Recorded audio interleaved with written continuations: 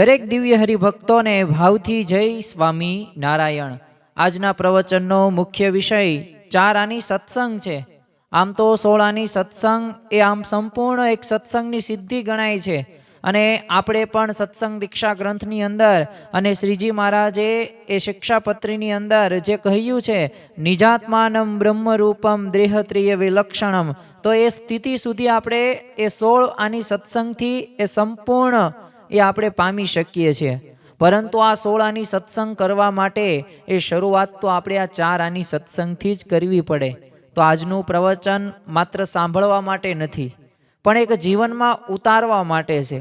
કારણ કે આપણે સૌ કોઈએ બ્રહ્મરૂપ થવું છે, જે આપણી ઈચ્છા છે। આપણે એકાંતિક ધર્મ સિદ્ધ કરવો છે અને અંતે તો આપણે અક્ષરધામમાં જવું જ છે, આવો એક સંકલ્પ પણ છે। તો ખરેખર આ 4 આની સત્સંગથી એ આગળ વધી શકાય છે। તો ચાલો આ 4 આની સત્સંગ વિષય ઉપર આપણે પ્રવચનનો લાભ માણીએ। હે નાથ મુજને મતિ શુદ્ધ દેજો, હૈયે સદા સેવક ભાવ રહેજો। છો શબ્દો મારા પણ આપ આવીને કહેજો, રાજી થઈ અક્ષર ભાવ દેજો, રાજી થઈ અક્ષર ભાવ દેજો। શ્રી સ્વામિનારાયણ ભગવાનની જય, અક્ષર પુરુષોત્તમ મહારાજની જય, ગુણાતીતાનંદ સ્વામી મહારાજની જય, પ્રમુખ સ્વામી મહારાજની જય, પ્રગટ ગુરુ હરિ મહંત સ્વામી મહારાજની જય, સુરત અક્ષરધામ મહોત્સવની જય। દરેક દિવ્ય હરિભક્તોને જય સ્વામી નારાયણ। આજના પ્રવચનનો મુખ્ય વિષય 4 આની સત્સંગ છે। આમ તો 16 આની સત્સંગ એ ખરેખર સંપૂર્ણ રીતે આપણે સત્સંગના એ દરેક પ્રકારના નિયમ ધર્મ અને જે આપણે સિદ્ધ કરવાનું છે એ 16 આની સત્સંગથી થઈ શકે છે અને 16 આની સત્સંગ સુધી જ આપણે પહોંચવાનું છે। પરંતુ જો કોઈ પ્રથમ પગથિયું હોય ને તો આ 4 આની સત્સંગ છે। બીજું આપણે 8 આની સત્સંગ પણ સાંભળ્યો હશે, પછી 12 આની સત્સંગ પણ સાંભળ્યો હશે અને 16 આની સત્સંગ પણ સાંભળ્યો હશે। તો આજે આપણે ખાસ તો 4 આની સત્સંગ એટલે શું અને 4 આની સત્સંગની અંદર અમારે શું શું કરવાનું છે, કેવા કેવા નિયમ ધર્મનું પાલન કરવાનું છે, એ બધાય પ્રકારના મુદ્દાની આજે આપણે આ પ્રવચનની અંદર સાંભળવાના છીએ। તો ખરેખર તો આમ તો સત્સંગની જે આપણને પ્રાપ્તિ થઈને એ જ આપણા મોટા એક ભાગ્ય છે। કારણ કે હિન્દુ ધર્મશાસ્ત્રોની અંદર એક સત્સંગનો ઘણો બધો મહિમા આપણને આપવામાં આવ્યો છે અને આપણે વેદો હોય કે ઉપનિષદો હોય કે મહાભારત હોય કે રામાયણ હોય કે મહાભારત હોય કે પછી ગુણાતીત ગુરુવર્યોના જીવનની અંદર આપણે જ્યારે જીવન ચરિત્રો વાંચતા હોય ત્યારે પ્રસંગો દ્વારા કથાઓ દ્વારા એ સત્સંગનો એ મહિમા વર્ણવવામાં આવ્યો છે। અને આ ધર્મશાસ્ત્રો સિવાય પણ તમે જો ભારતના એ મહાન સંતો ભક્તો હોય તો એમણે ત્યાં સત્સંગના મહિમાની ઘણી બધી વખત વાતો આપણને કરેલી પણ છે। પરંતુ સામાન્ય રીતે સત્સંગની વ્યાખ્યા આપણે કરવી હોય ને તો સત એટલે સાચું અને સંગ એટલે એ સોબત અથવા સમાગમ। તો આપણે એ સાચા પુરુષ કહેતા કે સત્પુરુષનો સંગ કરવો ને એને સત્સંગ તરીકે ઓળખવામાં આવે છે। અને આપણને વર્તમાન કાળે એવા સત્પુરુષ એવા બ્રહ્મરૂપ જે પોતે બ્રહ્મરૂપ છે, માયાથી પર છે અને એ આપણને પરબ્રહ્મ સુધી પહોંચાડી શકે એવા મહંત સ્વામી મહારાજની આપણને પ્રાપ્તિ થઈ છે। ખરેખર તો છે ને સત એટલે આત્માય થાય અને પરમાત્માનો સંગ કરવાનો પણ એક સત્સંગની અંદર અર્થ કરવામાં આવે છે। તો જો આ બધાય પ્રકારના અર્થો કે વ્યાખ્યા એ સમજતા પૂર્વે એ આપણે એ સમજવું ખૂબ જરૂરી છે। કારણ કે સાચા અર્થની અંદર કોઈ પણ શબ્દ હોય ને એને સમજવો એ પ્રથમ પ્રાયોરિટી છે। તમે શબ્દનો અર્થનો અનર્થ કરી નાખો તો પછી એનો કોઈ પણ ફળ પણ તમને પ્રાપ્ત થતું નથી। જો આ બધાય પ્રકારના અર્થો એ પછી વેદો હોય કે ઉપનિષદો હોય કે પછી સંતો ભક્તોએ આપણને કહ્યા હોય, બધુંય સાચું જ છે, કોઈ પણ ખોટું નથી। પરંતુ આ સત્સંગ સાચા અર્થની અંદર કેટલો થયો છે તો એનું માપ તો આપણને કેવી રીતે ખબર પડે? કોઈક વિદ્યાર્થી હોય કે જે ધોરણ 10 ની અંદર ભણે છે એ બધાય માતા એ બધાય જે તે એના સભ્યો હોય ને, એ માતા પિતા હોય, ભાઈ બહેન હોય, એના અન્ય જે કુટુંબીજનીઓ હોય, એના શિક્ષકો હોય, એના મિત્રો હોય, જેની સાથે તે ભણે છે, રમે છે, આ બધાને એમ કહેતો હું તો બહુ ભણવાની અંદર હોશિયાર છું અને મારે તો પૂરેપૂરા માર્ક્સ જ આવે, તો એ કહે તો એમ કંઈ સાચું ન માની લેવાનું. એમ શિક્ષક પણ સાચું ન માને. એ તો જ્યારે પરીક્ષા કે ટેસ્ટ લે અને જ્યારે પૂછે ને ત્યારે ખબર પડે. તો જો એમ માપ કયું છે કોઈ વિદ્યાર્થી હોશિયાર છે કે ઠોઠ, તો એનું સ્વાભાવિક રીતે આપણે પરીક્ષા લેવા દ્વારામાં આવે છે અને ટેસ્ટ દ્વારા એનું મૂલ્યાંકન કરવામાં આવે છે. તો આપણને ખબર પડે સાચી કે ખરેખર આ હોશિયાર છે કે ઠોઠ છે, આ કેટલું વાંચે છે ને કેટલું નથી વાંચતો, કેટલો હોશિયાર છે. તો આ બધું જાણવા માટે આપણે પરીક્ષા લઈએ છીએ. એમ આપણે પણ જો આપણને સત્પુરુષની પ્રાપ્તિ તો થઈ ગઈ છે, આપણે સમાગમ પણ કરીએ છીએ. શા માટે સમાગમ કરીએ છીએ? કારણ કે આપણે એવો સમાગમનો મહિમા પણ સમજ્યા છીએ ને. એટલે જ તે આપણે ઘણી બધી વખત સાંભળ્યું હશે, સંત સમાગમ કીજે હો નિશતીન, સંત સમાગમ કીજે. અને એ પ્રમાણે આપણે રવિ સત્સંગ સભાની અંદર જઈએ, આપણે પરાસભાની અંદર જઈએ, સમયા ઉત્સવોની અંદર જઈએ છીએ, પારાયણની અંદર જઈએ છીએ, ઘર સભા કરીએ છીએ, ઘર મંદિરની અંદર. તો આ બધા પ્રકારનો સાર શું છે કે આપણે સમાગમ તો કરીએ જ છીએ અને સત્પુરુષનો પણ આપણે સમાગમ કરીએ છીએ. પરંતુ આપણા જીવનની અંદર કેટલું પરિવર્તન આવ્યું અને એની અનુભૂતિ આપણને કેવી રીતે થાય, આ એક મોટા પ્રકારનો પ્રશ્ન આપણને જોવા મળે છે.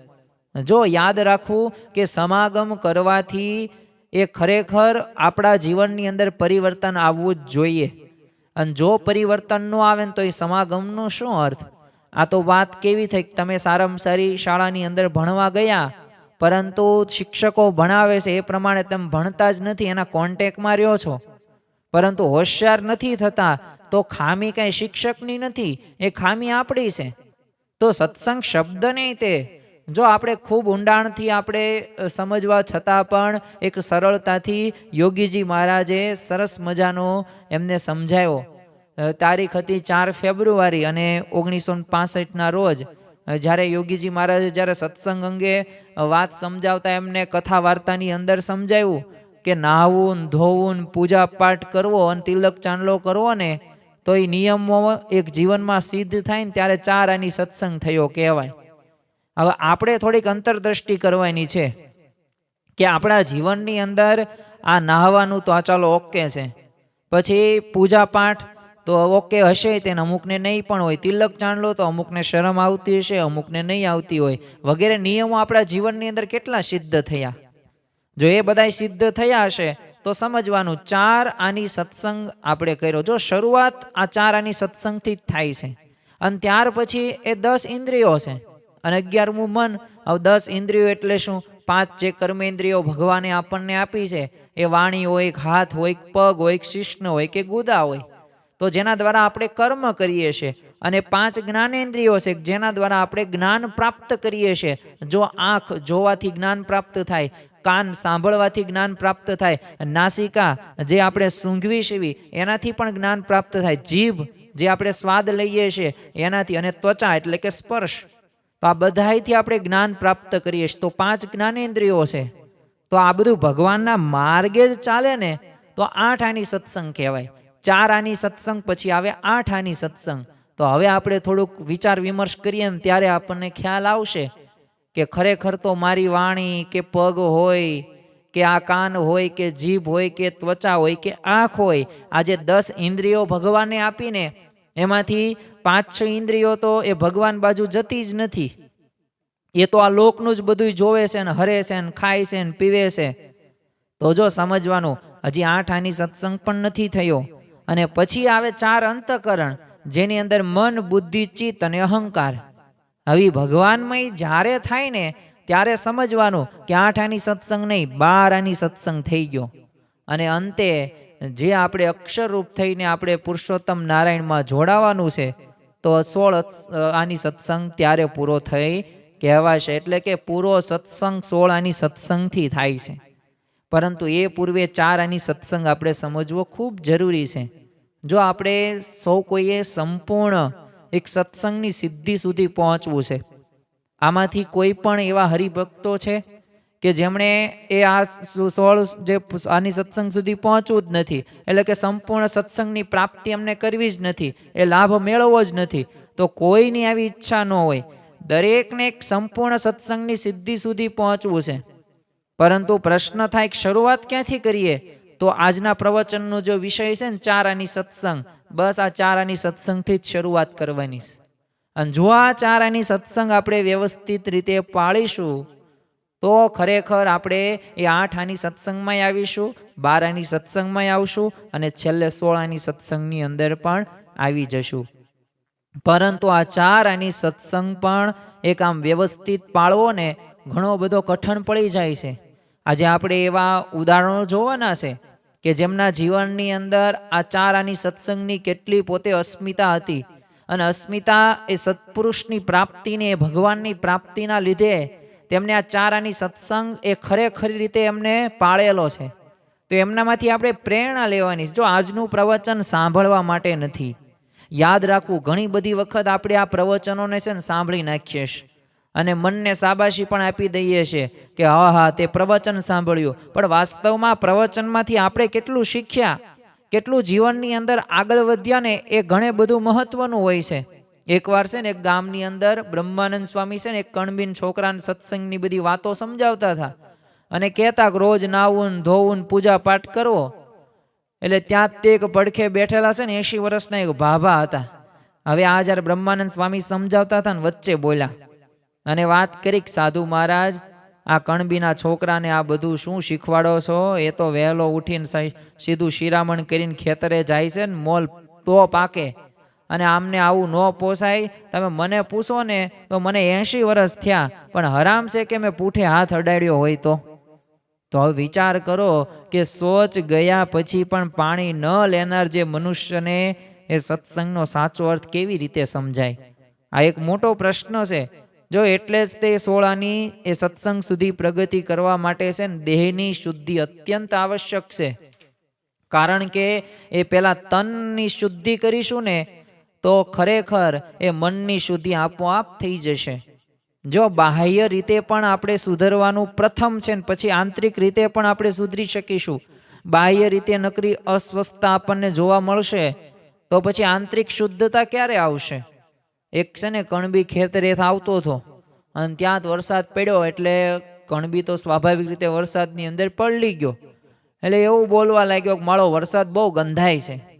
હવે એ કણબીને કેવી રીતે સમજાવું કે આ વરસાદ નથી ગંધાતો, ક્યારેય તે પાણી થોડું ગંધાય? પરંતુ એ જે દિવસથી જે લુગડા પહેર્યા હતા ને એ હજુ સુધી ઉતાર્યા નહોતા, અને મેલા લુગડા ભીના થયા ને એટલે એ ગંધાયા. પણ જો વરસાદનો વાંક કાઢ્યો. તો આમ છે ને આપણે 4 આની સત્સંગનું આચરણ ન કરીએ ને તો સમજ્યા ન હોય ને તો બસ એ બીજાને દોષ જ દઈ બેસીએ. અને અહીંયા કાંઈ માત્ર કાંઈ સ્નાનની વાત કરીએ છીએ એટલું નહીં, કારણ કે અત્યારના એક આધુનિક યુગની અંદર તે એ શારીરિક સ્વાસ્થ્યને લક્ષ્યમાં રાખીને આપણે ઘણા બધા આ શુદ્ધિની વાત સમજતા નથી. આપણને એમ જ લાગે છે તો ચાલે, એમાં કાંઈ વાંધો નહીં, એમાં સમય ન બગાડવાનો હોય. આપણે તો કર્મ કરવામાં ધ્યાન રાખવાનું. ઘણા બધા એવા પણ છે કે જે કર્મને બહુ પ્રાધાન્યતા આપે છે અને કર્મને એ જ ધર્મ છે. વાત સાચી છે, પણ કેવું તમે કર્મ કરો છો એ પણ વાત આપણે સમજવા જેવાની. એ આપણને કોણ શીખવાડશે? એ સંતો શીખવાડશે, એ શાસ્ત્રો શીખવાડશે. મંદિરોની અંદર આપણે સમાગમ કરીશું ને ત્યારે આપણને એક સાચી દિશા આપશે કે આપણે કર્મ કેવું કરવાનું છે. બાકી તો જો ગાયને તે કાપીએ તો એ એક કર્મ જ થયું, અને ગાયને આપણે ઘાસચારો ખવડાવીએ એ જ કર્મ થયું. પણ એ બંને કર્મમાંથી કયું કર્મ શ્રેષ્ઠ છે ને સારું છે?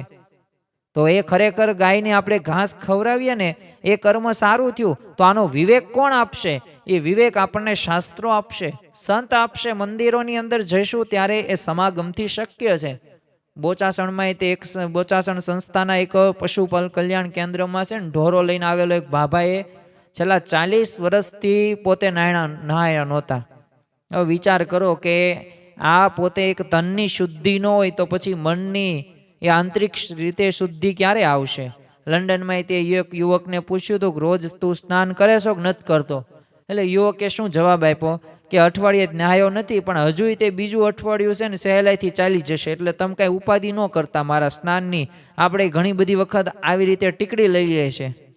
હવે આ ટીકડી લઈ લેવી એટલે શું કે સ્નાન કરી લીધું એટલે કે કાપ મૂકી દેવાનો, ત્યારે નહાવાનું જ નહીં. એકવાર પરમ પૂજ્ય પ્રમુખ સાંઈ મહારાજે તે એક ભાભાને છે ને સ્નાન કરવાનું કીધું. એટલે બાબાએ શું કીધું કે શરીર અત્યારે ખમે નહીં બાપા, એટલે સ્નાનનું તમે રહેવા દો. હવે વિચાર કરો કે આ રીતે જો આપણે એ ગાફલાઈની અંદર રહેતા હોય ને તો 8 આની 12 આની 16 આની સુધી પહોંચી જ ન શકીએ. જો શ્રીજી મહારાજને એ શુદ્ધિ અતિ પ્રિય છે. એ સ્વચ્છતા એ ભગવાન ત્યારે જ વાસ કરે છે આપણા હૃદયની અંદર. ક્યારે વાસ કરે કે જ્યારે આપણું હૃદય પવિત્ર હોય, પરંતુ કચરો હોય, ઉકળા હોય ને તો પછી ભગવાન આપણા હૃદયની અંદર પોતે પ્રસ્થાપિત નથી થતા. આમ શરીર શુદ્ધિની બાબતમાંય તે એ જે અજ્ઞાની હોય ને એને પરમાત્માની વાત એ સમજાય જ નહીં. કારણ કે એના મન તો છે ને પોતે જે નક્કી કરેલું છે ને એ પ્રમાણે જ પોતે ચાલે છે. અને યાદ રાખજો, શરીર શુદ્ધિમાં એ સ્નાન માત્રનો સમાવેશ નથી થતો. આપણને એમ લાગે સ્નાન કરી લીધું એટલે 4 આની સત્સંગ આપણે સિદ્ધ કરી નાખ્યો, એવું નહીં. નિયમિત રીતે આપણે દાંતણ કરીએ, બ્રશ કરીએ, એ શૌચ જે બાદય તે આપણે સાબુ વડે વ્યવસ્થિત હાથ ધોવા, પછી શક્ય હોય તો શૌચ પછી સ્નાન પણ કરી લેવું. જો આપણું સ્વસ્થ રહ્યું ને સુઘડ એક વસ્ત્ર આપણે પહેરવા જોઈએ. અને સાથે સાથે આંખ, નાક, કાન કે આ બધા શરીરના અંગોને પણ આપણે નિયમિત રીતે સ્વસ્થ રાખવા જોઈએ. આ બધુંય 4 આની સત્સંગની અંદર સમાવિષ્ટ થાય છે. એક સ્નાન કરવું 4 આની સત્સંગ પૂરો નથી થતો. કારણ કે શરીર છે ને તો એ મોક્ષ મેળવવા માટેનું છે. આપણને ભાગવતની અંદર એ કીધું દુર્લભો માનુષો દેહો, અને ખરેખર આ ચિંતામણી તુલ્ય એ આપણને આ દેહની પ્રાપ્તિ થઈ છે. 84 લાખ યોનિની અંદર જો કોઈ પ્રથમ નંબર આવતો હોય ને તો આ મનુષ્ય દેહનો આવે છે. પરંતુ આ મનુષ્ય દેહને તે સારી રીતે આપણે જો ઉપયોગ કરવામાં ન આવે, અને ખરેખર તો આપણે ધર્મ પાળવા માટેનો જ આ મનુષ્ય દેહ છે. અને એ સાધન જેટલું સરસ ને એ શ્રેષ્ઠ તેટલું જ કાર્ય સુંદર અને શ્રેષ્ઠ અને ઝડપથી કરે છે. તમે જોયું હશે કે ભંગાર ગાડી ખટારો હોય એને તેમ ચલાવો ને વચ્ચે બને થઈ જાય, તમે તમારા મંજિલ સુધી પહોંચી ન શકો. એમ આપણને આ મનુષ્ય દેહ આપ્યો, અને જો આ બધું આપણે 4 આની સત્સંગની શરૂઆત જ ન કરીએ, આવી રીતે આપણે સ્વચ્છતા ન રાખીએ અને શુદ્ધિ ન રાખીએ શરીરની, દેહિક રીતે પણ સ્વચ્છતા ન હોય, તો પછી આપણા એ અક્ષરધામ સુધી આપણે પહોંચી ન શકીએ. કારણ કે આ બાહ્ય શુદ્ધિની સાથે સાથે બીજી કેટલી બાબતોમાં ધ્યાન આપણે રાખવાનું છે. અને એમાં એક પ્રથમ આપણે વાત કરીએ આહાર શુદ્ધિ. જો શ્રીજી મહારાજે અક્ષરધામ જવા માટેની 2 પાંખો આપેલી છે, આજ્ઞા અને ઉપાસના. અને આપણે ઘણી બધી વખત આજ્ઞા અને ઉપાસનાની વાતો પણ કરીએ છીએ. અને સત્પુરુષ પણ ગુણાતીત ગુરુવર્યો પણ અને અક્ષરધામમાં જવા માટેની 2 પાંખો આપણને દ્રઢાવે છે કે જો આ 2 પાંખો કમ્પ્લેટ હશે ને તો આપણને અક્ષરધામ સુધી કોઈ તે આપણને રોકી નહીં શકે. તો આપણને ઉપાસનાની અંદર તો ખબર છે કે સહજાનંદ એક પરમેશ્વર, ગુણાતીતાનંદ મૂળ અક્ષર, પ્રગટ સત્પુરુષ, મોક્ષનું દ્વાર, BAPS અસ્મિતા. સાથે સાથે આપણે આજ્ઞાની અંદર પણ દરેક પ્રકારના નિયમ ધર્મો આપવામાં આવે છે. અને એમાં તે એક નિયમ ધર્મ એટલે કે આહાર નિશુદ્ધિ. હવે જેનો આહાર અશુદ્ધ હોય ને તો એનું મન પણ અશુદ્ધ જ હોય.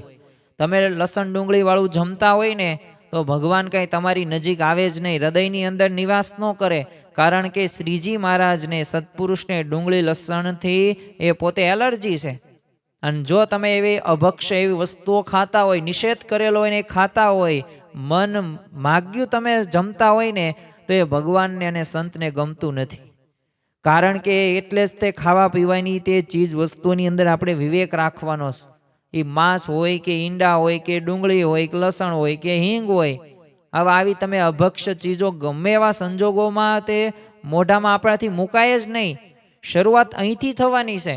જો આપણે બ્રાહ્મી સ્થિતિ પ્રાપ્ત કરવી છે, બ્રહ્મરૂપ થવું છે, આપણે પ્રસંગોય સાંભળ્યા છે કે ખરેખર તો આ શ્રીજી મહારાજને આપણી ગુણાતીત ગુરુ પરંપરાને નિયમ ધર્મ બહુ ગમે છે. એમના જ્યારે જીવન પ્રસંગો પણ સાંભળીએ ને ત્યારે આપણને લાગે ઓહો, આવા સંજોગોની અંદર નિયમ ધર્મનું પાલન કર્યું છે. પણ હવે જ્યારે આપણે નિયમ ધર્મનું પાલન કરવાનું થાય ને ત્યારે આપણે કરી શકતા નથી. અને જો એક આહાર શુદ્ધિની અંદર આ તો એક ન ખાવાની બાબતો છે, સાથે સાથે આપણે વ્યસનમાં પણ ધ્યાન રાખવું જોઈએ. એ પછી તમાકુ બધી જ પ્રકારની હોય, ખાવાની, એક પીવાની, એક સૂંઘવાની, એક દાંતે ઘસવાની હોય. અને અત્યારે તો જો આપણને કળયુગની અંદર એ ડ્રગ્સ ને દારૂ ને આવું બધું, ચરસ ને આવું બધું હોય છે, તો બધાય પ્રકારે આપણે નિષેધ છે. એ શિક્ષાપત્રી હોય કે સત્સંગ દીક્ષા ગ્રંથ હોય, એ તમામની અંદર એક નિર્વ્યસની જીવન એક જીવવાની વાત કરેલી છે ને. તો આ એક ચારાની સત્સંગનો ભાગ છે. આપણે એક પ્રસંગ જોઈએ અને એમનામાંથી પ્રેરણા લેવાનો આપણે વિચાર કરીએ ને, ત્યારે આપણને ખ્યાલ આવે કે ખરેખર આવી પરિસ્થિતિની અંદર પણ નિયમ ધર્મની અંદર અડગ રહી શકાય. હવે લોધિકાના તે દરબાર હતા અભેશી બાપુ, હવે પોતે ચુસ્ત સત્સંગી હતા. હવે પહેલાં એટલો બધા સત્સંગી હતા નહીં, પણ શ્રીજી મહારાજનો યોગ થયો અને કથા વાર્તા રૂપી અમૃત એમને ગ્રહણ કર્યું અને એમને નક્કી કરી નાખ્યું, હવે ડોકની અંદર તો એક કંઠી અને નિયમ ધર્મ ચુસ્તપણે પાલન કરે. હવે પોતે અતિશય નિયમ ધર્મમાં દ્રઢતાવાળા હતા. એક વખત છે ને રાજકાજ માટે એમને જામનગરમાં જામ સાહેબ બાપુએ દરબારમાં જવાનું થયેલું. હવે અહીંયા દરબારમાં તો દારૂની મહેફિલ ચાલી હતી અને અભેશી બાપુ તો આ મહેફિલથી પોતે દૂર હતા અને દારૂથી પણ દૂર. એટલે કેટલાક જે દરબારો હતા, હવે એમને આ ગમતું નહોતું, આટલા બધા નિયમ ધર્મો પાળે, એટલે દ્વેષી હતા પોતે. એટલે એમને નક્કી કરેલું કે આજ તો ગમે એમ થઈ જાય ને, પરંતુ આ અભેશી બાપુની છે ને એ જે નિયમ રહ્યો ને એ નિયમમાં પાડવા જ છે. એટલે એમ બધાએ તો ચડાવણી કરી, જામ સાહેબ બાપુને વાત કરી અને કીધું કે તમે આટલા બધા મોટા બાપુ છો અને આ બધા આજુબાજુનું પરગણું તમારા વિસ્તારની હેઠે આવે છે અને તમારો હુકમ આ અભેશી બાપુ અને તમારું અપમાન થયું કહેવાય. આ મહેફિલની અંદર એ પોતે ગ્રહણ નથી કરતા દારૂ. એટલે જામ બાપુને ઘડીક એવું લાગ્યું, એટલે એમને આગ્રહ કર્યો અભેશીની આગળ દારૂની પ્યાલી ધરી. એટલે અભેશી તો જામ સાહેબ બાપુને નમ્રત જ કીધું કે હું સત્સંગી છું અને દારૂ નથી પીતો, મને શ્રીજી મહારાજે એ નિયમ આપ્યા છે, એટલે મારાથી દારૂ ન પીવાય. હવે સમજાવ્યા, પણ છતાં જામ સાહેબ બાપુ આગ્રહ કરતા જ ગયા અને છેવટે તો છે ને અભેશી બાપુએ તલવાર કાઢી અને એ જામ સાહેબ બાપુ આગળ ધરી દીધી અને કીધું કે જો મારું માથું આ તલવારથી ઉડાડીને છે ને તમારે ધડમાં જેટલી પ્યાલીઓ છે ને રેડવી હોય ને એટલી રેડો, પણ જે મોઢે સ્વામિનારાયણનું નામ લીધું છે ને એ મોઢેથી દારૂ તો નહીં જ પીવાય. અને જામ સાહેબ બાપુએ આવી ખુમારી જોઈને, આવી શૂરવીરતા જોઈને, આ નિયમ ધર્મ બાબતની જે દ્રઢતા જોઈને એ પોતે પણ રાજી થઈ ગયા અને એ અભેશી બાપુને જામ બાપુ એ પોતે ભેટી પડે છે. અને બધાએ દરબારીઓને કીધા જો આવા રીતે નિયમ ધર્મનું પાલન કરવું જોઈએ. તો જો ખરેખર આપણા હરિભક્તોના જીવનની અંદર આ નિયમ ધર્મની આટલી પોતે દ્રઢતા જોવા મળતી હતી. તો આમ છે ને ધર્મ પાળવામાં એ ગફલત ન ચાલે. જો ગાફલાઈ રાખીશું ને તો યાદ રાખજો કે આપણે 16 સત્સંગ સુધી પહોંચી જ નહીં જઈએ. આપણે અનસિંકેબલ ટાઇટેનિક વિશે એક પ્રસંગ સાંભળ્યો હશે. આપણે ટૂંકમાં અત્યારે કહીએ તો હવે આ અમેરિકા જેને બનાવીને એ કંપની ઘણા બધા વર્ષો સુધી મહેનત કરી અને એક પ્રકારની આમ તમે કહી શકો કે દેશ જ એટલી મોટી ટાઇટેનિક બનાવેલી હતી અને પાછું ગર્વને કેવું લીધું કે આ કોઈ દિવસ ડૂબે નહીં અને બધી પ્રકારની ફેસિલિટી એની અંદર હતી.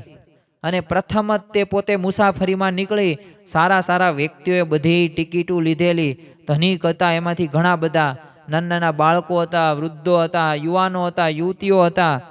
અને એમાં થયું એવું કે અડધી મુસાફરી તો પૂરી થઈ, પણ સામે એક હિમશિલા હતી. હવે આ કેપ્ટને જોયું હિમશિલા છે, એને દીવાદાંડી મારફતે એને સંદેશો પણ પહોંચાડવામાં આવ્યો કે જો આગળ હિમશિલા છે એટલે ત્યાંથી તમે ટર્ન મારી દો, અન્યથા કંઈક અકસ્માત થશે. પરંતુ આ ટાઇટેનિકના જે કેપ્ટન હતા ને એને મનની અંદર ગફલા થઈ ગઈ કે આટલી બધી મોટી આ ટાઇટેનિક છે, બોટ છે, અને આ એક નાનકડી એવી હિમશિલાથી થોડું કાંઈ થાય. અને એને બહુ નજરઅંદાજ કરીને તે પોતે આગળ જવા જ દેશે.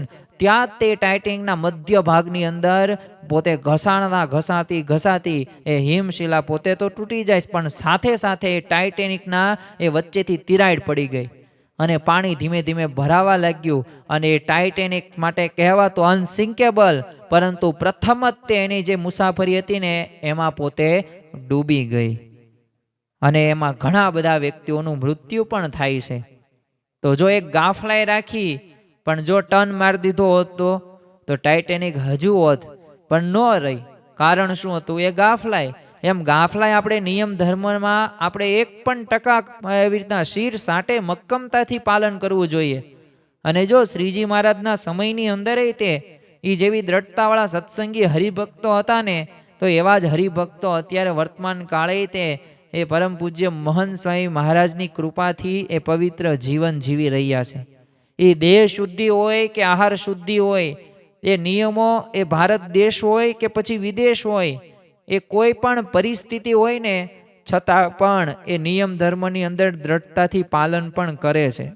ગમે તેવી સત્તા ઉપર હોય, પ્રતિષ્ઠા ઉપર હોય, પણ છતાં પણ એ દરેક પ્રકારના નિયમ ધર્મનું પાલન કરતા જોવા મળે છે. ભારતના તે ભૂતપૂર્વ વડાપ્રધાન એવા ગુલઝારીલાલ નંદા હવે બ્રહ્મ સ્વરૂપ શાસ્ત્રીજી મહારાજ થકી એમને સત્સંગનો રંગ લાગ્યો હતો અને શાસ્ત્રીજી મહારાજના આશીર્વાદથી તે ભારતના પોતે વડાપ્રધાન બને છે. હવે દેશ અને સમાજની સેવા કરવાથી એમાં શાસ્ત્રીજી મહારાજે આપેલા જે શ્રીજી કથિત જે નિયમો હતા ને એમને દ્રઢતાનું પાલન એમને છેલ્લે સુધી કર્યું હતું. એક વખત તો સ્વિટ્ઝરલેન્ડમાં છે ને ગયા હતા અને ત્યાં તો પુષ્કળ ઠંડી હતી અને પોતે માંદા પડી જાય છે. એટલે ડૉક્ટરે તપાસ કરી અને ઠંડીથી બચવા માટે અને ઝડપથી સાજા થવા માટે આ ગુલઝારીલાલ નંદાને કીધું કે તમે દારૂ પીવો તો તમે મટી જશે બધુંય તે અને સારા પણ જટ થઈ જશો. પરંતુ જો નંદાજીએ મક્કમતા જ ના પાડી દીધી. એ માંદગી સહન કરી, પરંતુ દારૂને તો છે ને હાથનો અડાડ્યો અને પૂરા 100 વર્ષ સુધી પોતે એ જીવે પણ છે. તો જો ખરેખર તો એમના નિયમ ધર્મની વાતો આપણે ઘણી બધી વખત સાંભળીએ છે. ક્રોધનો સ્વભાવ હતો. શાસ્ત્રીજી મહારાજે સ્વામિનારાયણ કીધું પહેલાં બોલવાનું, ક્રોધ શમી જશે અને શમી પણ ગયો. જો નિયમ ધર્મ જે આપણા ગુણાતીત ગુરુવર્યો આપે છે ને, તો એ નિયમ ધર્મ પાલન કરવાથી ફાયદો ને ફાયદો જ થાય છે. પરંતુ જો આપણે અવિશ્વાસ રાખીએ ને તો પાછું એમાં લાભ પણ થતો નથી જ તે. અરે 1 કલાક 1.5 કલાક તેઓ નિત્ય પૂજા કરવાની અંદર સમય પોતે આપતા હતા અને 100 વર્ષ પોતે જીવ્યા હતા. તો જો આવી રીતે નિયમ ધર્મની દ્રઢતા હોય ને તો એ ખરેખર ગુણાતીત ગુરુવર્યો એ અંતરથી રાજી થતા જોવા મળે છે. જો આ નિયમ ધર્મ જો મક્કમતાથી પાળતા હોય ને તો જરૂરથી ગમે એ દેશની અંદર હોય કે ગમે તે સ્થાન હોય, ગમે તે અવસ્થા હોય, એ પાળી જ શકાય છે. એવું કહેવાય છે ને કે જ્યાં અતિશય આમ ધન ને વૈભવ હોય ને, પૈસા હોય ને, અને ત્યાં વ્યસનો દૂષણો આમાં વધતા જ જાય છે.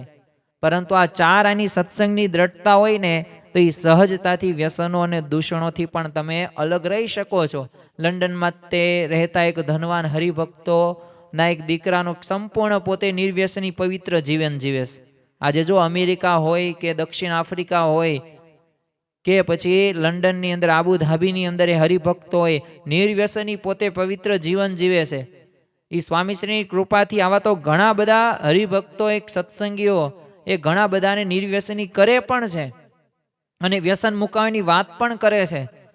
પૂનાના તે એક અશ્વિનભાઈ હતા અજમેરા, હવે પોતાની ફેક્ટરીની અંદર છે ને કોઈને બીડી પીવા કે ટિફિનમાં માંસ ખાવાની એમને મનાઈ ફરવાવી હતી. તો જો આ નિયમ ધર્મની દ્રઢતા હોય ને તો બીજાને તેમ કહી શકો. આવું એક ગુજરાતીની અંદર એક કહેવત છે, કૂવામાં હોય ને તો અવાડામાં આવે. અને તમે વર્તો ને પછી વર્તાવો ને તો એમાં બહુ તે ફેર રહે. એમાં ભગવાનને સત્પુરુષ સાથ પણ આપે છે. અને જો આપણી આ ગુણાતીત ગુરુ પરંપરાની આ વિશેષતા છે, આપણા બધા હરિભક્તોની આ એક વિશેષતા છે કે પોતે વર્ત્યા પછી વર્તાવે છે. તો આ રીતે આપણે આવા ઘણા બધા હરિભક્ત થઈ ગયા. શિકાગોના તે એક પ્રભુદાસભાઈ પટેલ હવે પોતાની ફેક્ટરીની અંદર છે ને ઘણા બધા કર્મચારીઓ એમને વ્યસન મુકાવે છે. જો સત્સંગની અંદર એક સંસ્કાર કેવળ કાંઈ શિક્ષિત વર્ગ પૂરતા સ્વામીશ્રીએ પાછા સીમિત નથી રાખ્યા. પ્રમુખ સ્વામી મહારાજ અને વર્તમાન કાળે મહંત સ્વામી મહારાજે તે જો આ નિયમ એક ધર્મનો પ્રકાશ એ મોટા મોટા એ દેશોની અંદર કે રાજ્યોની અંદર કે વિસ્તારો શહેરોની અંદર તો કર્યું છે, સાથે સાથે ગ્રામ્ય વિસ્તારોની અંદર પણ આ કરેલું છે. અરે આદિવાસી વિસ્તારોની અંદર પણ સત્સંગ ફેલાયો છે ને ત્યાં પણ મંદિરો છે. આજે તમે જો આદિવાસી જાતિની તે સત્સંગી કન્યા હોય ને તો એ દારૂ કે તાળી પીનાર કે માંસ ખાનારા મૂર્તિયાને પોતે પરણતી નથી. એ આદિવાસી સત્સંગી ભાઈઓ પણ આજે આ સત્સંગની વાતો લઈને ઊંડા ઊંડા વિસ્તારોમાં જઈને ઘણા બધાને નિર્વ્યસની બનાવવા માટે શ્રદ્ધાથી પોતે પ્રયત્ન પણ કરે છે. અને જ્યાં આમ દારૂ માંસની મહેફિલો થતી હોય ને ત્યાં સ્થાનકોએ હવે આદિવાસી સત્સંગીઓ પર્ણ કુટીરો તૈયાર કરેલી છે અને ભગવાનના મંદિરો સર્જ્યા છે. અરે પ્રમુખ શાહી મહારાજે ત્યાં વિચરણ કર્યું, મહંત સ્વામી મહારાજ વિચરણ કરે છે. તો ખરેખર એમના જીવન એક પવિત્ર જીવન સામે જોઈએ ને ત્યારે આપણને ખ્યાલ આવે કે એમને 4 આની સત્સંગ સિદ્ધ કર્યો છે અને એક જીવન જીવવાના એક શપથ લઈને આમ પોતાના જીવનને આમ સુખમય અને શાંતિમય બનાવવાની પ્રેરણાઓ બીજાને આપે છે. જો આ 4 આની સત્સંગનો પ્રતાપ છે. એ દેહ શુદ્ધિ હોય કે આહાર શુદ્ધિ હોય કે નિર્વ્યસની જીવન હોય, પછી એક છે ને મહત્વનો એક તબક્કો આવે છે જે આપણે ભૂલી જઈએ છીએ ઘણી બધી વખત. સત્સંગ દીક્ષાની અંદર સૌથી વધુ જો શ્લોક એક વિષય ઉપર હોય ને તો એ નિત્ય પૂજા ઉપર છે, એટલે કે વ્યક્તિગત નિત્ય પૂજા. કારણ કે ભગવાન સ્વામિનારાયણ તે એ શિક્ષાપત્રી ગ્રંથની અંદર એ તમામ સત્સંગીઓ માટે નિત્ય પૂજાની આજ્ઞા કરીશ. મહંત સ્વામી મહારાજે તો નિત્ય પૂજાના બધાય પ્રકારની બાબતો એમને આવરી લીધેલી છે. તો ખરેખર એક નિત્ય પૂજાનો ક્રમ રહ્યો ને એક સુંદર રીતે આપણને ગોઠવી તો આપ્યો જ છે, હવે આપણે કરવાની છે. એ તિલક ચાંદલા સહિત પૂજા કરવી ખૂબ જરૂરી છે. જો આ સ્વામિનારાયણ સત્સંગની એક વિશેષતા છે અને આ 4 આની સત્સંગનો આ નિત્ય પૂજા એક મહત્વનો ભાગ છે. અને જો આપણે તિલક ચાંદલા સહિત જો પૂજા ન કરતા હોય તો અધૂરી પૂજા કહેવાય. પરમ પૂજ્ય પ્રમુખ સ્વામી મહારાજ તો એ નિત્ય પૂજા અંગે ઘણી બધી વખત કહેતા કે પૂજા એ તો છે ને ભગવાન સાથેની એક મુલાકાત છે. એ ભગવાનના અનંત ઉપકાર આપણા ઉપર છે અને એ ઉપકારોનો બદલો વાળી શકાય એવો નથી. તે 2019ની અંદર જ તે COVID-19 આવ્યો ત્યારે આપણને ઓક્સિજનની વેલ્યુ સાચી ખબર પડી ગઈ. જ્યારે એ વોટર ક્રાઇસિસ હોય ને, પાણીની સમસ્યા હોય ને, ત્યારે વરસાદનો મહિમા સમજાય, ભગવાનનો મહિમા સમજાય. આ તમે સૂર્ય જુઓ, ચંદ્ર જુઓ, વરસાદ જુઓ, આ વનસ્પતિઓ જુઓ, આ જમીન જુઓ, આ બધુંય ભગવાને જ તે બનાવેલું છે. આ ભગવાને જ સૃષ્ટિ આવી ઘડી છે. પરંતુ છતાં પણ જો આપણે ભગવાનનો આભાર ન માનીએ, હવે આભાર કઈ રીતે માની શકીએ? આપણે એમને ટેક્સ તો કાંઈ આપવાનો નથી. તો આપણે એમની સેવા કરીએ, ભજન ભક્તિ કરીએ, નિત્ય પૂજા કરીએ, મંદિરે જઈએ, સભાની અંદર જઈએ, ભગવાનના ગુણગાન ગાઈએ, સ્વામિનારાયણ મહામંત્ર, તમે જે ભગવાન ઈષ્ટદેવને માનતા હોય પણ ભગવાનનો આભાર તો માનવો જોઈએ. અને કાંઈ 1-2 મિનિટ દીવાબત્તી કરીને કાંઈ આભાર મનાતો નથી. એના માટે 24 કલાકમાં જ સમય આપવો પડે. કેમ ધંધાને તમે ફિક્સ સમય આપ્યો? તમે કેમ ફરવા જવાને સમય ફિક્સ આપ્યો? તમે કેમ ખાવા પીવાને સમય ફિક્સ આપ્યો? તમે બહાર જવાનું, કોઈક હોટલમાં જવા ન્યાય સમય ફિક્સ? અરે તમે ટીવી જોવા, સિરિયલમાં, ફોનમાં, ઊંઘમાં બધાયમાં એક સમય આપો છો. પણ જ્યારે ભગવાનની વાતો આવે ને ત્યારે ભગવાનમાં આપણને સમય નહીં. ઘણા બધાને એવું લાગે કે ભગવાન છે ને ભજવા હોય ને તો નાનપણથી કાંઈ ભજાય નહીં. એ તો આપણે વૃદ્ધ થઈએ ને, જવાબદારી બધી પૂરી થઈ જાય ને પછી આપણે ભગવાનને ભજવા જોઈએ. યાદ રાખવું જોઈએ કે અત્યારે કળિયુગ ચાલે છે, ક્યારે કોનું મૃત્યુ થશે નક્કી નથી. કારણ કે આપણો દેહ ક્યારે પડી જવાનો છે કાંઈ ભગવાને આપણને સર્ટિફિકેટ નથી આપ્યું કે જો આટલા વર્ષ તો તમે જીવવાના જ છો એટલે ખાઈ પીને ધુબાકા કરો. એટલે સાથે સાથે આપણે સમજવાનું છે જે સમયે એ આપણને સમય મળે છે ને એ સમયનો આપણે ઉપયોગ કરીને એ આપણે ભગવાનનું ભજન કરી શકીએ. અને એ કરવાનું જ છે. કારણ કે જો પછી ઉંમર થશે ને ત્યારે સંભળાશે પણ નહીં, દર્શન પણ નહીં થાય, પગ ચાલુ હશે ને તો પગ માંડાશે પણ નહીં, પોતાની દેહિક ક્રિયાની અંદર પણ તકલીફ પડશે, પછી મંદિરે કઈ રીતે જઈ શકશો? અને તમારા કાંઈ પુત્રો એ તમને મૂકવા પણ એવી રીતે નહીં આવે. તો પહેલેથી જ ભગવાનનું ભજન કરી જ લેવું જોઈએ. અને આપણા બાળકોને પણ આ સંસ્કારો ખાસ આપવા જોઈએ બાળપણથી જ. તે આ કોઈ કાંઈ દેખાડો નથી, આ કોઈ આડંબરો નથી. આ એક પ્રકારે આપણે એક સંસ્કારોને એક સિંચન કરીએ છીએ. આ જ આપણી સાચી સંસ્કૃતિ છે. અને એ પ્રમાણે આપણે કરીશું ને તો જ ભગવાનનો આભાર માનીને આપણે ઋણ અદા કરી શકીશું. જો આ સત્સંગનું આ પ્રથમ પગથિયું છે અને પૂજા પાઠ વગર સત્સંગમાં પ્રગતિ થાય જ નહીં. કારણ કે સ્વામીશ્રી છે ને હર હંમેશ નિત્ય પૂજાનો આગ્રહ રાખે છે. અને જેના જીવનમાં જો 4 આની સત્સંગની દ્રઢતા હોય ને તો એ હરિભક્ત ગમે એવા કઠિન દેશકાળ હોય, સંજોગો હોય, તો એ નિત્ય પૂજાનો નિયમ પોતે ચૂકતા નથી. એટલે ખરેખર આવા નિયમ ધર્મયુક્ત ઘણા બધા ભક્તો છે. આપણે 2-3 પ્રસંગો જોઈએ નિત્ય પૂજા વિશેના, જેથી આપણને ખ્યાલ આવે કે ખરેખર આ નિત્ય પૂજા એ કેટલી અગત્યની છે. હવે બહારીનના તે જસબીરસિંહ સત્સંગી હતા, પોતે આમ જન્મથી શીખ, અને પરમ પૂજ્ય પ્રમુખ સ્વામી મહારાજના દર્શનથી એમને આ સત્સંગનો રંગ લાગ્યો. એટલે સ્વામીશ્રીના તો કૃપાપાત્ર સત્સંગી તરીકે પોતે વિદેશમાં નિયમ ધર્મની દ્રઢતા રાખે. હવે એક વખત છે ને તેઓ બહારીનથી ન્યુયોર્ક આવ્યા, અને પ્રમુખ સ્વામી મહારાજ તો ન્યુયોર્કની અંદર બિરાજમાન. હવે આ જસબરસિંઘે છે ને બહારીનથી નીકળ્યા ને એટલે જન્માષ્ટમીના દિવસનો પોતે નિર્જળા ઉપવાસ કરેલો, અને ન્યુયોર્ક પહોંચ્યા ત્યારે 53 કલાક થઈ ચૂક્યા છે. એટલે સ્વામીશ્રીના દર્શને આવ્યા ને ત્યારે સ્વામીશ્રી એમને સહેજ વાતચીતની અંદર જમી લેવા માટે જણાવ્યું. અને ત્યારે તેઓએ શું કહ્યું, હવે આ સત્પુરુષ પોતે આજ્ઞા કરે છે, પણ છતાં એ શું કીધું કે બાપા હજુ પૂજાપાઠ બાકી છે, અને નાહી ધોઈને પૂજાપાઠ કર્યા પછી હું જમીશ. અને સ્વામીશ્રીએ એમની આ નિયમની દ્રઢતા જોઈને બહુ પ્રસન્ન થઈ ગયા. જો આપણે જ્યારે નિયમ ધર્મ દ્રઢતાથી પાલન કરીએ ને ત્યારે ભગવાન અને સત્પુરુષ રાજી થાય જ છે. અને પાછું એ સખત પરિશ્રમ, પાછો 2 દિવસના ઉપવાસ, અને પાછું વિમાનની કષ્ટદાયક મુસાફરી, પણ સ્વામીશ્રીની કૃપાથી એ નિષ્ઠાવાન સત્સંગી નિત્ય પૂજાનો નિયમ એ દ્રઢતાપૂર્વક પોતે પાળે છે. અને આવા તો ઘણા બધા હરિભક્તો છે. એવા જ એક સત્સંગીની વાત કરીએ, નરેશભાઈ પટેલ. હવે પોતે કેનેડા ભારત આવવા નીકળ્યા, અને માતર નજીક જ તે ત્રાણજા ગામે તેઓ પહોંચ્યા, અને ત્યાં સુધી નાહવાનો મેળ એમને કંઈ પડ્યો નહીં. અને નાહ્યા વગર પૂજા પણ કેવી રીતે થાય, એટલે પૂજા વગર પાણી પણ કેમ લેવાય, એટલે આવા બધા પ્રશ્નો હતા ને એટલે સળંગ એમને 2 દિવસ સુધી ઉપવાસ એમને થયેલો. અને છેક ઘરે નાય પહોંચીને પછી નાહી ધોઈને પૂજા પાઠ કરીને પછી એમને જળ લીધું. આ કઈ નાની વાત નથી. આ જ્યારે તમે કરો ને પછી ખબર પડે. બોલવાથી તો સારું સારું લાગે આપણને, પણ આ પગ હેઠે જ્યારે રેલો આવે ને ત્યારે આપણને ખ્યાલ આવે. જો આવા નિયમ ધર્મયુક્ત આપણે જીવન જીવીએ ને ખરેખર ભગવાનને સંત રાજી થાય. એટલે આપણા જીવનની અંદર આ અગત્યનું છે. હવે આ નિત્ય પૂજાની સાથે સાથે તિલક ચાંદલાથી પણ એક દ્રઢતા કરવી ખૂબ જરૂરી છે. કારણ કે આ તિલક ચાંદલો રહ્યો ને એ સ્વામિનારાયણ સત્સંગની એક ઓળખ છે.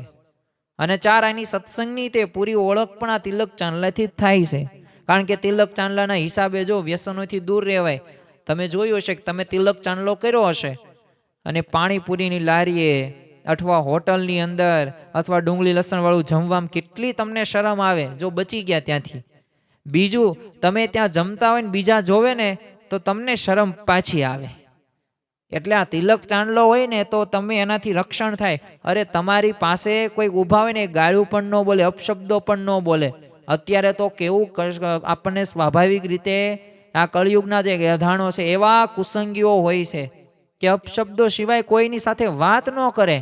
કોઈક ધંધા વ્યવસાય નોકરીની અંદર આવું જોવા મળે છે આપણને. ઘણી બધી વખત આવો કુસંગીઓ હોય છે કે જે અપશબ્દોથી પોતાનું આમ જીવન આખું બરબાદ કરી નાખે છે. જો જે અપશબ્દો બોલતા હોય ને એના જીવનની અંદર ક્યારેય ભગવાન છે ને સારા વિચારો નથી આપતા, અને આપે ને તો કોઈ દિવસ એને શાંતિ ન હોય.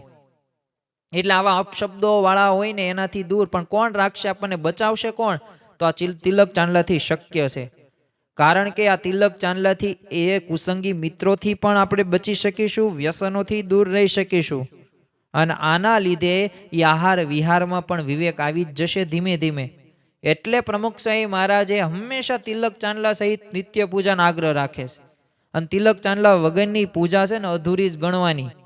એટલે શરમ અને પાછું લોકલાજના લીધે તે ઘણા બધા સત્સંગી હોય ને તિલક ચાંદલો કરવાની એમને ગમતું નથી. પરંતુ થોડીક આપણે અંતરદ્રષ્ટિ કરવી જોઈએ કે ખરેખર તો પૂરી આપણે પૂજા કરવી છે કે અધૂરી પૂજા કરવી છે. ભગવાનને અને સંતને સંપૂર્ણ રાજી કરવા છે, અડધા ફડધા રાજી કરવા છે. તો ઘણી બધી વખત સ્વામીશ્રી આપણને જણાવે છે કે આ ભગવાનને સંત સાથે સંબંધ થયો ને તો ક્યાફમાં રહેવું, અને એમાંય ક્યાંય ખોટું કર્યું છે આપણે શરમાવું. આ તો બધાય શરમાય. અને તિલક ચાંદલો વટથી કરવો જોઈએ. જો દરેક ધર્મ અને સંપ્રદાયના પોતપોતાના પ્રતીકો હોય, એમાં કંઈ શરમ રાખવાની જરૂર નથી. જો સત્સંગનો તે રંગ એ તિલક ચાંદલાને લીધે જ તે પાકો બને છે. અમેરિકામાં તે એક આઈડાહો સ્ટેટના એક આશિષભાઈ દવે પોતે સત્સંગી. હવે એમની નોકરી પોતે પ્રતિષ્ઠિત કંપનીમાં એક સારા પગાર ધોરણ સાથે નક્કી થયેલી, પરંતુ કંપનીમાં છે ને તેઓએ તિલક ચાંદલા કરવા માટે મનાઈ ફરવામાં આવી કે તમારે તિલક ચાંદલો નહીં કરવાનો. એટલે આસિતભાઈએ તો તરત નિર્ણય લઈ લીધો કે હવે બહુ મોટી કમાણી તે બહુ આપતી હતી આ કંપની, પણ છતાં પણ એ નોકરીને ઠોકર મારી દીધી એક તિલક ચાંદલાના લીધે. જો શ્રીજી મહારાજ એક સત્સંગ અર્થે એક નિષ્ઠાવાન હરિભક્તોની એક દ્રઢતા સમજાવતા વચનામૃત લોહીવાનું ત્રીજું તમે વાંચો ને એની અંદર સમજાવે છે કે જેને ભગવાનનો ને સંતનો મહાત્મ્ય જ્ઞાને સહિત નિશ્ચય હોય, તેથી ભગવાનને અર્થે ને સંતને અર્થે શું ન થાય. એને અર્થે કુટુંબનો ત્યાગ કરે, લોક લાજનો ત્યાગ કરે, અરે રાજ્યનો ત્યાગ કરે, સુખનો ત્યાગ કરે, ધનનો ત્યાગ કરે, સ્ત્રીનો ત્યાગ કરે, અને સ્ત્રી હોય તે પુરુષનો ત્યાગ કરે. પરંતુ યાદ રાખવું કે ભગવાન અને સંતનો મહાત્મ્ય જ્ઞાને સહિત નિશ્ચય હોય ને એનાથી આ શક્ય છે. એમ આપણે એ ભગવાન અને સંતનો મહાત્મ્ય જ્ઞાને સહિત નિશ્ચય કરવાનો છે. અને આવા આપણને ભક્તો મુમુક્ષો આપણને જોવા પણ મળે છે. તો જો આમ ચાર આની સત્સંગ એ બોલવામાં ભલે સરળ લાગે છે, પણ આચરણમાં મૂકતા જ ખરેખર આ સત્સંગની કસોટી થઈ જાય છે. અને પરીક્ષાની અંદર અમુક વાર અમુક જે મુમુક્ષો એ ફેલ પણ થઈ જાય છે. અને આવા સમર્પિત ભક્તો ઉપર ભગવાન એ અચૂક રાજી પણ થઈ જાય છે. અને આવા ભક્તો એ દેશકાળ પણ સાનુકૂળ થઈ જ જાય છે, કારણ કે તમે ભગવાન અને સંતની એ આજ્ઞાનું પાલન કરો છો. જુઓ નિલય ઠાકરને તે એક મેડિસિનના અભ્યાસની અંદર પ્રવેશ ન મળ્યો, એટલે એના પિતાએ શું વાત કરી, તને તિલક ચાંદલાને લીધે છે ને પ્રવેશ ન મળ્યો. એટલે આ નિલયે શું મક્કમતાથી કીધું કે ભલે ડૉક્ટર ન બનું, બીજી લાઈનમાં જઈશ, પરંતુ તિલક ચાંદલો તો નહીં જ છોડું. અને બીજા જ દિવસે નિલય આ તિલક ચાંદલો કરીને ગયો અને પોતે સિલેક્ટ થઈ ગયો. તો જો આ એક નિયમની દ્રઢતા હોય ને તો શક્ય છે. આપણે એક છેલ્લો પ્રસંગ જોઈને પૂરું કરીએ. અમેરિકાના તે એક પ્રકાશ મહેતાનો કિસ્સો છે ને અનોખો બન્યો. હવે અમેરિકામાં મિલિટરી ખાતામાં નોકરી મળે, અને ત્યાંના જે અધિકારી હતા એને આ પ્રકાશ મહેતાને તિલક ચાંદલો કરવાની ના પાડી દીધી, તમારે તિલક ચાંદલો નહીં કરવાનો. પરંતુ આ પ્રકાશભાઈ તો મક્કમતાથી પોતે મિલિટરી સામે કેસ માંડ્યો, અને 3 વર્ષના અંતે એ કેસનો ચુકાદો આવ્યો કે આ પ્રકાશભાઈ તિલક ચાંદલો કરીને નોકરી પર આવી શકે છે. તો જો આ સત્સંગમાં આપણે એક નિયમ, વિશ્વાસ અને એક શ્રદ્ધાપૂર્વક જો દ્રઢતાથી પાળીએ ને તો દુનિયાના કાયદાઓને પણ બદલાવવું પડે છે. અને સત્સંગનો આ જ સાચો પ્રતાપ છે. અને આ પ્રતાપથી જ આપણે એક સુખી રહેવાનું છે. જો આ બધા ભક્તોના જીવનની અંદર સમજણો હોય તો આપણે પણ સમજણો એ આપણે એ રીતે સમજવાની છે. આપણે પણ નોર્મલ જ છીએ, એ પણ નોર્મલ જ છે. એ કાંઈ વિશિષ્ટ પ્રકારે એમને કાંઈ બુદ્ધિ નથી આપવામાં આવી, બધાને બુદ્ધિ સમાન જ આપવામાં આવી છે. પરંતુ આ તો કેવી થાય, જેટલું જે વધુ ખાય એટલી એની ભૂખ વધુ મટે. એમ આપણે તે સાચું સુખ લેવું હોય, આમ યોગીજી મહારાજ તો કહેતા કે આ સત્સંગનું સુખ તો કેવું કેસર કેરી જેવું છે. પરંતુ એ કેસર કેરી જેવું સુખ આપણને નથી આવતું. એનું કારણ શું છે? આ બધું આપણે સંપૂર્ણ સત્સંગ નથી કરતા, નિયમ ધર્મ નથી પાળતા એટલે. અને આવી રીતે તો ચારાની સત્સંગની ઘણી બધી વિશેષતાઓ આપણે જોવી છીએ. અને એ સિવાય એ તમે જો ઘર સભા હોય, એ રવિ સભા હોય કે વિભાગીય સભા હોય, આવકનો 10મો કે 20મો ભાગ જે શ્રીજી મહારાજે આજ્ઞા આપણને કરેલી છે. પછી શિક્ષાપત્રીમાં કે સત્સંગ દીક્ષાના જે આચાર વ્યવહારના જે નિયમો છે, તો આ બધું ચારાની સત્સંગની અંદર સમાવેશ થશે. અને આ બધા પ્રકારના નિયમ ધર્મો તમે જેટલા પાલન કરશો ને એટલા તમે વધુ સુખી પણ રહી શકશો. જો યાદ રાખજો, આ ચાર આની સત્સંગથી સંપૂર્ણ સત્સંગ એ પૂરો થઈ જશે. પરંતુ આ ચાર આની સત્સંગ એટલે શું? તો ખાલી 25% જ તે, હજી 75% જ બાકી છે. એટલે આપણે થોડુંક વિચારવું જોઈએ કે જો આ 25%માંથી તે આપણા વ્યક્તિગત જીવનની અંદર કેટલી દ્રઢતા થઈ, આપણું કેટલું આ સત્સંગમાંથી આપણે પરિવર્તન લાવી શક્યા, આ સમાગમથી કેટલો આપણને ફાયદો થયો.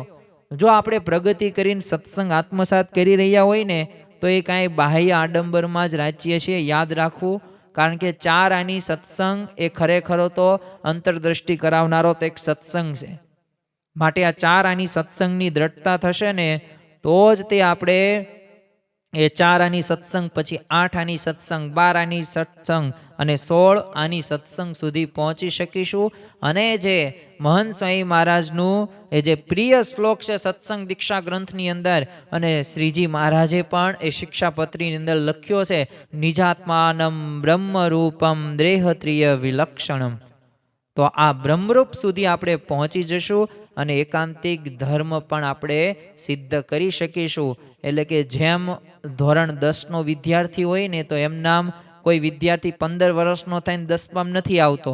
એ તો બાલ વાટિકા KG 1 2 પહેલું બીજું ત્રીજું ચોથું પાંચમું છઠ્ઠું સાતમું આઠમું નવમું 10મું એ પછી 10માની બોર્ડની પરીક્ષા દઈ શકે.